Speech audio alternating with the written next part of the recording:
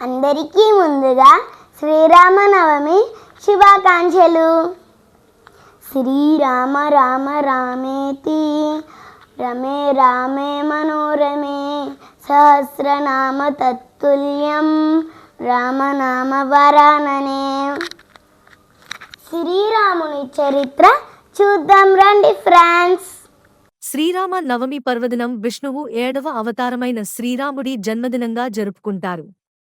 ఈ రోజు ధర్మం, నైతికత, భక్తి మరియు ఆదర్శ జీవితం గురించి గుర్తుచేసే ప్రత్యేకమైన రోజు. అయోధ్య రాజు దశరథుడికి సంతానం లేకపోవడంతో వశిష్ఠ ముని సూచన మేరకు పుత్రకామేష్టి యాగం నిర్వహించాడు.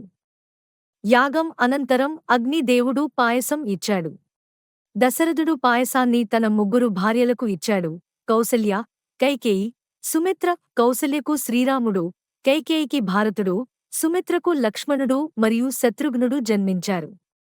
శ్రీరాముడు తన జీవితం ద్వారా ధర్మానికి నిదర్శనంగా నిలిచాడు. వనవాసం, సీతా అపహరణం, రావణ సంహారం వంటి ఘటనలలో ఆయన ధైర్యం, ధర్మబద్ధత ప్రదర్శించారు. ఈ రోజు భక్తులు శ్రీరాముడికి ప్రత్యేక పూజలు చేస్తారు. రామాయణ పారాయణం, రామనామ సంకీర్తన మరియు ఆలయాల్లో అలంకరణలు ప్రధానంగా జరుగుతాయి. ఈ పండుగ ధర్మాన్ని అనుసరించాలి, ప్రేమ మరియు క్షమను జీవితంలో నిలుపుకోవాలి అని బోధిస్తుంది. శ్రీరాముని ఆదర్శాల అనుసరణ మన జీవితాన్ని ఉత్తమంగా మారుస్తుంది.